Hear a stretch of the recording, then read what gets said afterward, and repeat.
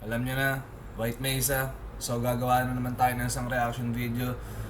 Ngayon, ang gagawa naman natin is mula kay Haring Mangi. Alam nyo na.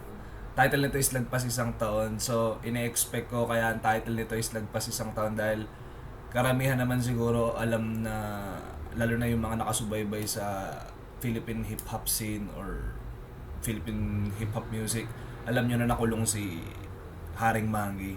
So, ine-expect ko about, let's see kung anong klaseng track tong gagawin niya. Pero ine-expect ko storytelling tong kanta na to. So, huwag na natin patagalin. Actually, excited ako dito sa kanta niya na to. Base pa lang sa title kasi baka ibang Haring Mangi yung marinig ko. So, game. Baby, baby, baby girl, ba't ang ganda mo naman? Ginawa ka yata sa gabing pulang bilog na buwan. Ang sabi niya sa akin, babe, ang angas mo naman. Uy, hindi sakto lang, yun ang linyang binitawan. Tingin niya sa akin cool, so I took her to the pool. Di mo natatanong kapag tumira to sa pool. Di mapigil rekta sisiding, hindi ka mabibitin. Baby girl na mahiyain, dapat lang na kinakain. Binibining mahiyain siya nung aking kilalanin. Naghihintay ayain, kalabit sagot niya sa akin.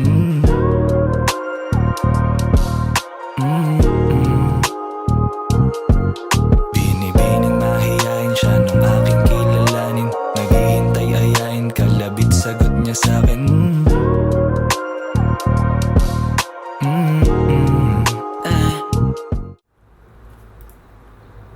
Nangyari.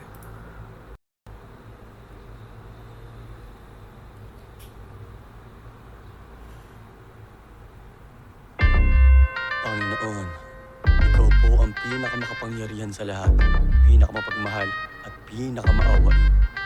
Patawarin mo ako sa lahat ng aking mga pagkakasala. Maraming salamat sa lahat ng mga biyaya.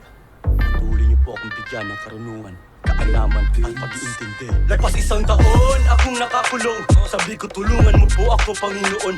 Palihim nagdadasal, bumubulong-bulong. Paglabas ko di na ako magsasayang ng panahon. Dahil lagpas isang taon, akong nakakulong. Sabi ko tulungan mo po ako, Panginoon.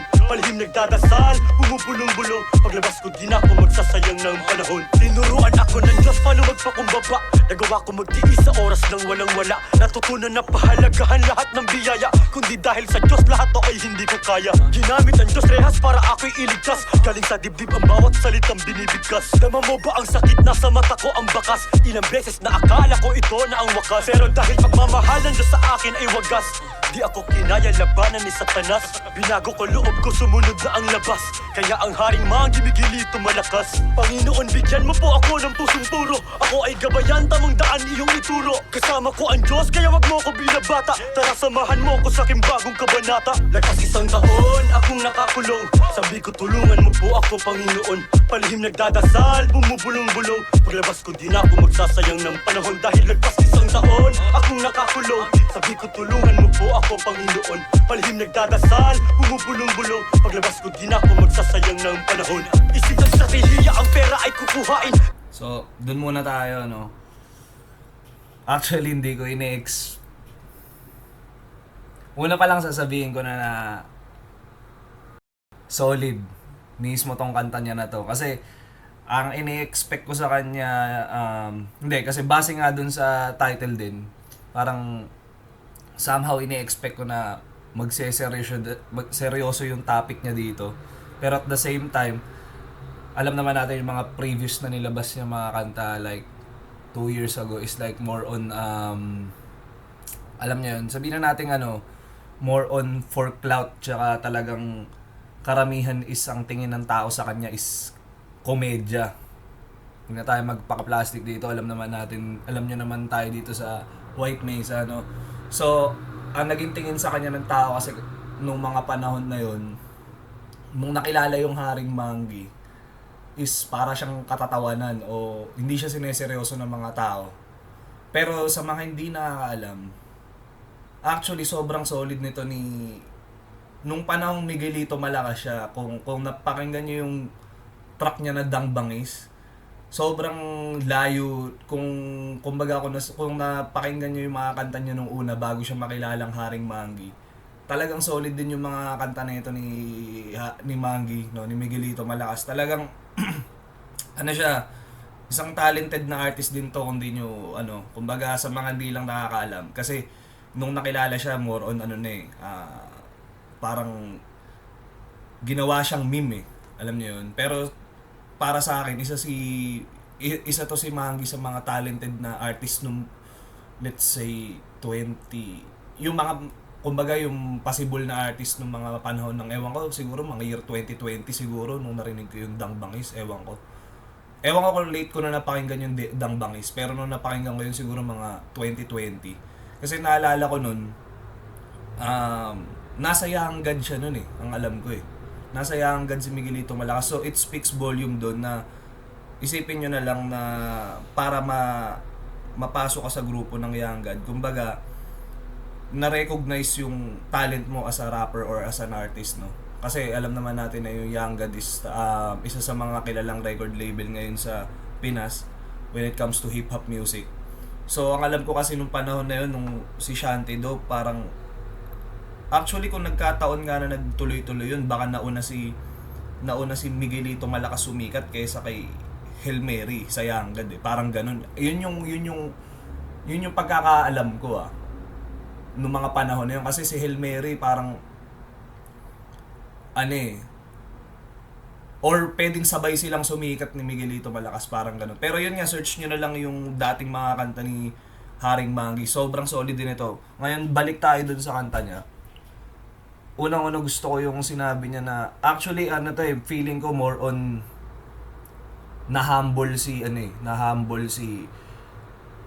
Mangi. Kumbaga, yung mayroon siya sinabi dun na, kumbaga, ginamit ng Diyos yung rehas para maligtas siya. Kumbaga, parang minsan kasi talaga ang tao, kailangan lang din ng wake up call eh. Kumbaga, mahirap manghusga ng tao, alam niyo yun. Kasi kanya-kanya naman tayong may mga tag dito. Kanya-kanya tayong may mga ugali eh. Gets niyo, may mga personality tayo na lahat naman hindi naman tayo perfecto, may maganda, may pangit tayong personality. Pero sa akin, by the end of the day kasi, kaya mahirap manghusga ng tao. Kasi by the end of the day, kung paano ka bumawi tsaka kung paano ka magbago eh. Kumbaga, paano ka natuto sa mga past mistakes mo. So, etong kanta na to, kumbaga, more on redemption song niya to para sa akin. Tsaka, doon pa lang sa, yung instrumental, boom bap na parang, hindi nga siya boom bap eh, more on yung tunog niya pang 2000s hip-hop ganun. Balikan ko lang yung dito. Rehas para ako'y iligtas, galing sa dib... Sakto dito pala. Ko ng Diyos, paano magpakumbaba? Nagawa ko magtiis sa oras ng walang-wala. Natutunan na pahalagahan lahat ng biyaya. Kundi dahil sa Diyos, lahat to ay hindi ko kaya. Ginamit ang Diyos, rehas para ako'y iligtas. Galing sa dibdib ang bawat salitang binibigkas. Dama mo ba ang sakit? Nasa mata ko ang bakas. Ilang beses na akala ko ito na ang wakas. Pero dahil pagmamahal ng Diyos sa akin ay wagas, di ako kinaya labanan ni Satanas. Binago ko loob ko, sumunod na ang labas. Kaya ang Haring Mangi, Miguelito Malakas. Panginoon, bigyan mo po ako ng pusong puro. Ako ay gabayan, tamang daan iyong ituro. Kasama ko ang Diyos, kaya wag mo ko binabata. Tara, samahan mo ko sa aking bagong kabanata. Lakas isang taon, akong nakakulong. Sabi ko, tulungan mo po ako, Panginoon. Palihim nagdadasal, bumubulong-bulong. Paglabas ko, di na ako magsasayang ng panahon. Dahil lagpas isang taon, akong nakakulong. Sabi ko, tulungan mo po ako, Panginoon. Palihim nagdadasal, bumubulong-bulong. Paglabas ko, di na ako magsasayang ng panahon. Isip ng strategiya, ang pera ay kukuhain. Dahil aking pamilya karapat dapat kumain. Aral ang bawat karanasan kung iyong susumain. Kaya mga inggit Mangi aking paluluhain. Mga kupal na Mangi ay agaran na kitil. Sabi ni... Actually, isa din sa mapapansin ko sa lyrics niya dito, kaya alam kong talagang, Miguelito is back eh. Kumbaga, papakinggan yung lyrics niya talagang, kumbaga lumalabas na eto yung lyricist mood ni Mangi, gets niyo, lalo na yung mga binibitawan niya dito, kumbaga straightforward, kumbaga real talk lang lahat. Tsaka ang gusto ko dito yung may, aside from dun sa mga dati niyang kanta na more on flexing yung kanta niya, eto kumbaga kumbaga na-realize niya na yung mga wrongdoings niya. Kumbaga ngayon ang uunahin niya naman pamilya, gets mo. So, it's refreshing to hear mula kay Haring Mangi yung mga ganitong lyrics, no. Baga, ako hindi ko man siya kilala personally, pero nakaka-proud pakinggan yung mga ganitong artist, or hindi. Let's say in tao na lang in general. Kumbaga yung na-realize na nila yung mga bagay na alam mo yun, yung mga sinayang nila ng mga panahon na yun, yung mga sinayang nilang panahon, kumbaga nare-realize na nila kung paano nila itatama ngayon, kumbaga ano yung mga naging mali. Galing, para sa akin, Panahon, isip ng strategiya, ang pera ay kukuhain. Dahil aking pamilya karapat dapat kumain. Aral ang bawat karanasan kung iyon susumahin. Kaya mga inggit magi aking paluluhain. Mga kupal na magi ay agaran na kitil. Sabi ni Omar Baliw, lapatan bit ni 8 mil. Kung ano ang tinanim, ayun din ang aanihin. Matakot sa Diyos at huwag na huwag mo siyang gagalitin. Migil dito malakas, sa Diyos ako'y alipin. Babae na walang ambag sa'kin, huwag palapitin. Sa mata ng Panginoon, walang maililihim. Bandang huli sarili mo lang iyong sisisihin. Karagatan ng utak ko, sige iyong sisirin. Galit mga inggit, nagkikiskisan mga ipin. Hinabaan ng pasensya, matyagang naghihintay. Na ang Diyos ang oras ko ay kanyang ibigay. karagatan ng isip ko ay iyong sisirin. Ito na yung Miguelito na rapper talaga. Ito talaga yun. San mga ipin, hinabaan ng pasensya, matyagang naghihintay.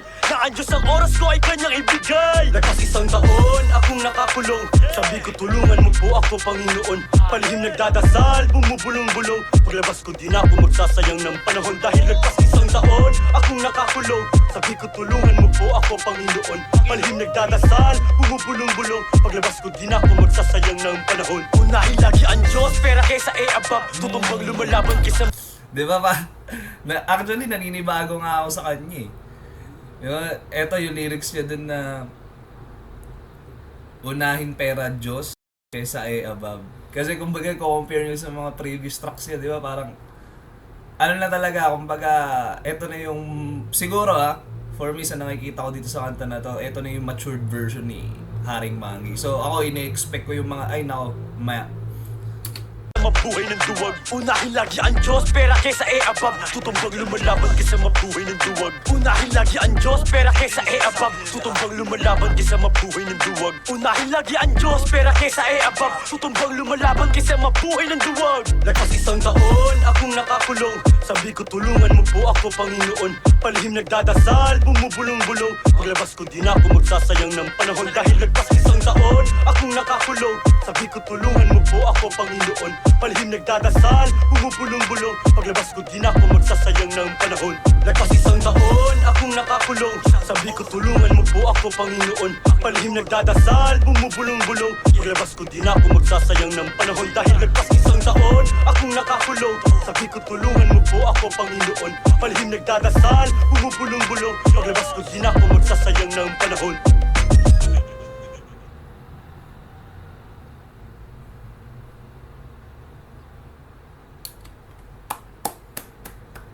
So, unang-una bago ko ituloy yung mga ibang bagay na i-review ko, sasabihin ko na sobrang proud ako sa mga ganitong klase ng tao na alam niyo yun, nahahanap nila yung way back nila. Kumbaga, maraming distraction sa buhay kasi hindi mo naman lahat naman tayo dumaan sa pagkabata eh. Kumbaga, meron tayong mga maling mga desisyon. Pero sabi nga nila nasa kung paano ka bumawi, yun yung importante. Kung paano ka maka-recover sa mga trials and errors mo na nagawa sa buhay. Yun yung pinaka-important lesson dito. So, unang-una, yun, sobrang solid nitong kanta na to para sa akin. For sure sa sound tripping ko to kasi isa to sa mga bira ka na lang rin makarinig ngayon ng mga kanta na more on ito para sa akin inspirational song to, itong ganitong klase ng track eh. Alam niyo yun. Tapos, kasi, kumbaga siya lang yung may ganong boses na talagang, kumbaga sa rap scene, siya lang yung may ganitong klase ng style sa ngayon. No? So, ako ini-expect ko talaga na sana ituloy-tuloy ni Mangi itong ganitong klase ng kanta niya na totoo lang na siguro sa mga nakapakinig sa kanya dati, na ito yung ini-expect ko sa kanya na certain standard and bar na music na ilalabas niya. So yun, ini-expect ko isa to sa mga ngayong 2024 siguro. Ito yung isa si Mangi sa mga magiging maiinit na artist ngayon. So aabangan ko tong si Mangi. Wala akong masyado ng i-explain Kumbaga sa lyric wise, sa instrumental, sa production, kumbaga makikita mong pinaghandaan niya to, kumbaga sineryoso niya tong project na to. Unlike yung mga dating mga video niya na nakikita natin na parang more on talagang dini-DIY niya lang. Pero eto siguro talagang, kumbaga eto yung heart and soul niya na nilabas niyang kanta simula nung lumaya siya. So expecting ako na maraming mga projects na ilalabas to at hopefully mga collaborations din kasi sa style ni Mangi ang daming babagay sa kanya ng mga artist din sa isang kanta. So excited ako mapakinggan yung mga track pa niya na ilalabas. So yun, mark my words dito kung kung sa mga makakapanood nitong reaction video na to, 2024 to 2025 magiging mainit tong si Miguelito. Expect nyo yun. So yun, sana nag-enjoy kayo. Nga pala, kung nagustuhan nyo yung kantang plinay ko dito nung umpisa nung video, subscribe na lang kayo dun sa music channel ko. So expect nyo, maglalabas din pala ako ng kanta by, anong buwan na ba kay May? Baka by June, maglalabas din ako ng kanta ulit na bago. So check out nyo yun.